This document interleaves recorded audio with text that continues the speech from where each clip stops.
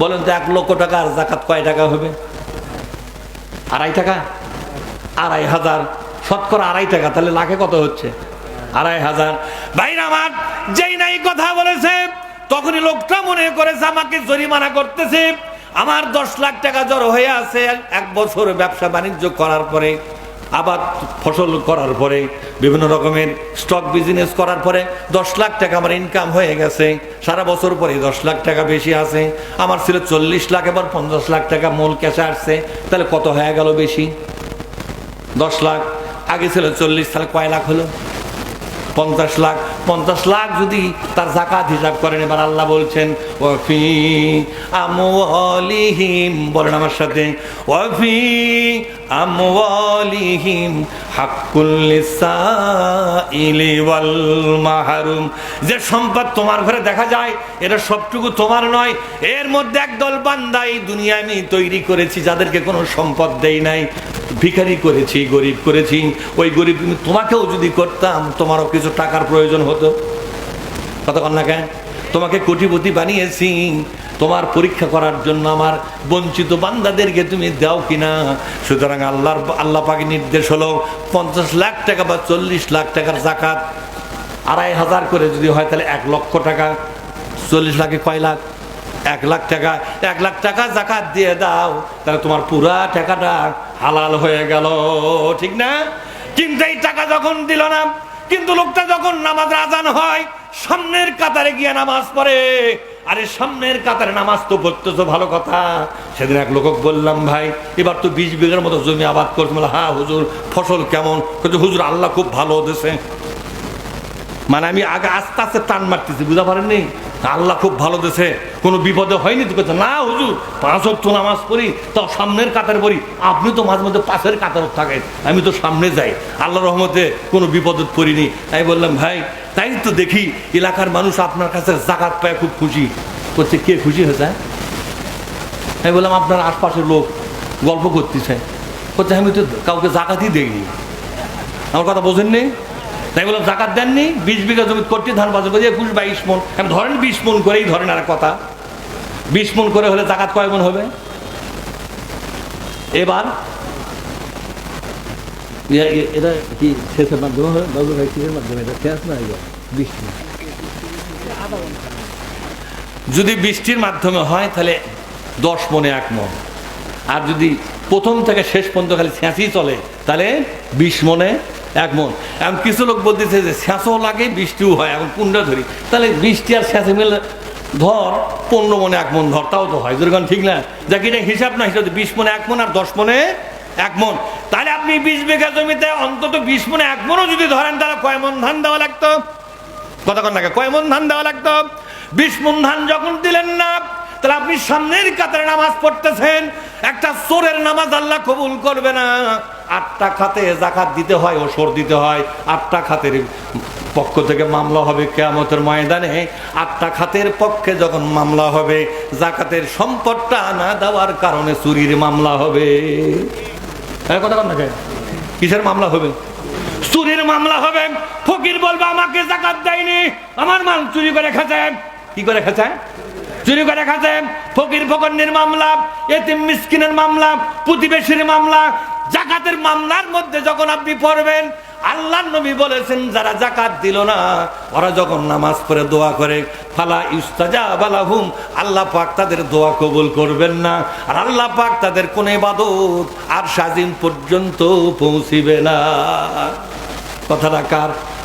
তাহলে যাকাত যদি বাংলাদেশের মুসলমানরা দিত, টাকালারা দিত, আপনার ব্যাংকে টাকা, বাড়ির টাকা যাকাত, আপনার স্টক বিজনেস যারা করে বিভিন্ন লোকেরা যদি যাকাত দিত, এদেশের মানুষের মুখে হাসি ফুটে যেত। সরকারকে অনেক টাকাই কিন্তু সাহায্য দেওয়া লাগতো না, বেশিরভাগ টাকা দিয়ে সরকার রাষ্ট্র চালাতো। মানুষের অভাব যাকাতের টাকা দিয়েই পূরণ হয়ে যেত। কথা ঠিক না বেঠিক? ভাই আমার শুধু তাই নয়, এরপর আল্লাহ পাক বলছেন 3টি গুণ অর্জন করো। তবে 3টি গুণ অর্জন করলেই হবে না, 3টি দোষ তোমাকে ছাড়তে হবে। ওয়ায়ানাহা আনিল ফাহশাই ওয়াল মুনকারি ওয়াল বাগি। 3টি দোষ এবার বর্জন করেন। 1 নম্বর দোষ হলো ফাহশা, অশ্লীলতা। যেরকম কি যত অশ্লীল কাজ আছে সব কাজ বন্ধ করে দাও। অশ্লীল কাজ কাকে বলা হয়? যেই কাজটা ছোটরা বড়র সামনে করতে লজ্জা পায়, কথা ঠিক না? বড়রা ছোটর সামনে করতে লজ্জা পায়, এগুলোর অশ্লীল কাজ। তাহলে বলেন তো, এই যে আপনার সারা দেশে যে যাত্রা গান, যে আপনার কনসার্টগুলো হয়, এগুলো অশ্লীল কিনা? অশ্লীল নৃত্য, অশ্লীল সমস্ত কারবারগুলো। এরপর আপনার সিরাজগঞ্জ এবং বিভিন্ন ডিস্ট্রিক্টে ব্যবসাখানাগুলো আছে, এগুলো অশ্লীল কাজ কিনা জোরে কন? যত রকমের অশ্লীল কাজ আছে সবগুলো কাজকে বন্ধ করতে হবে। যদি আপনি সত্যিকার আল্লাহর কাছে মর্যাদাবান বান্দা হয়ে থাকতে চান, অশ্লীল কাজ থেকে আপনাকে সরে থাকতে হবে। কি থাকতে হবে জোরে কন?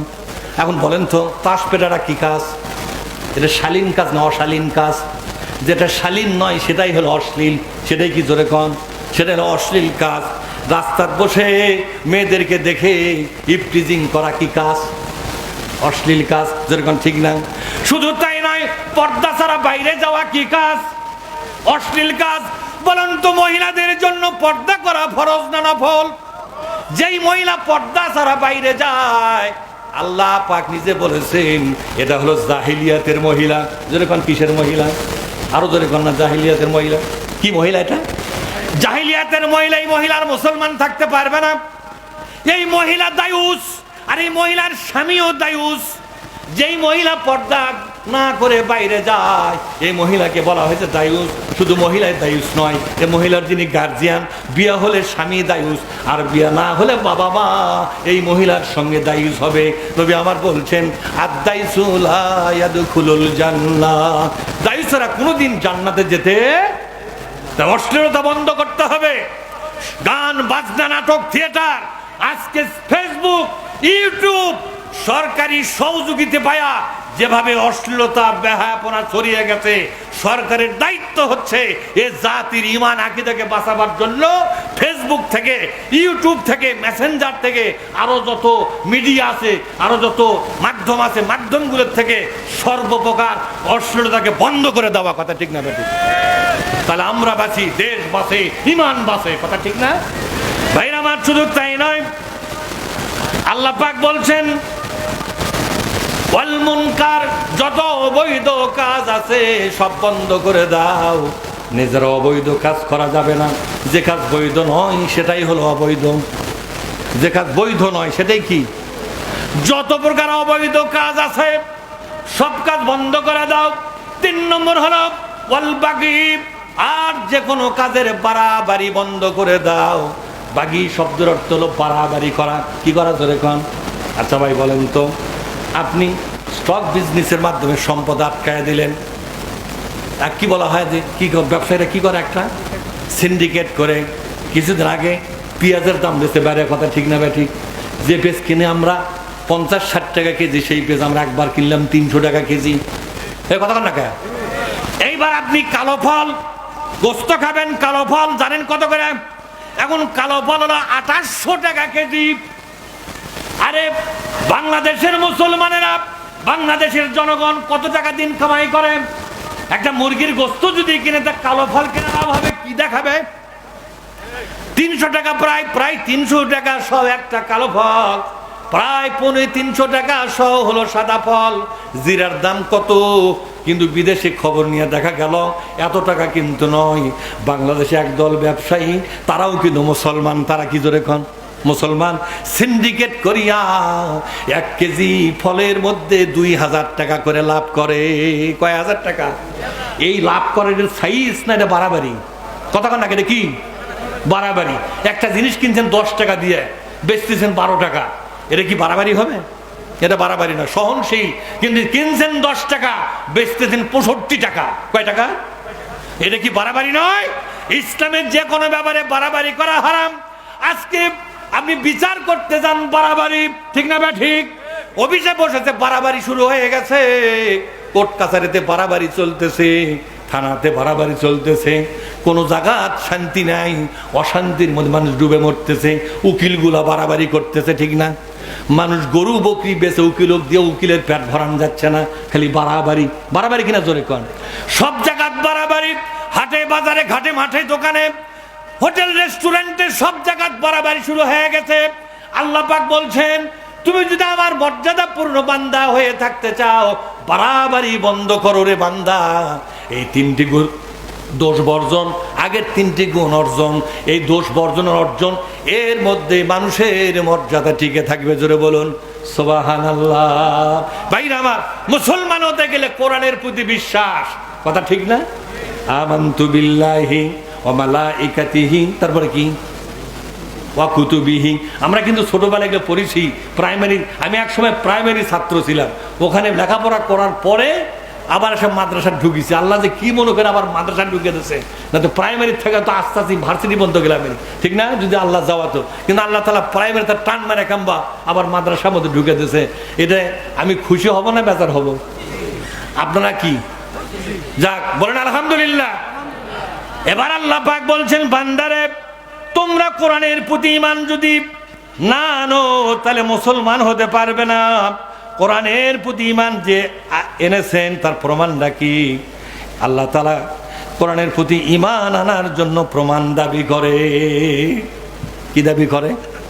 আচ্ছা বলেন তো, নামাজ পড়া ফরজ, আপনাদের এই কথার উপর ঈমান আছে? কথা কয় না, ঈমান আছে। প্রমাণ কি? নামাজ পড়া ফরজ, এটার প্রতি ঈমান আছে, এই তো কথা, কিন্তু প্রমাণটা কি? আল্লাহ কি চায়? কথা কয় না, আল্লাহ কি চায়? কোরআনের যত জায়গা বললাম, যারা আলেম ওলামা তারা বুঝতে পারবেন। ইন্নাল্লাযীনা আমানু, যারা ঈমান আনলো, এইবার আল্লাহ প্রমাণ চাচ্ছে। ওয়া আমিলুস সালিহাত, যে বিষয়গুলোর প্রতি ঈমান এনেছো, ঈমান তো শুধু একটা বিষয় হয় না।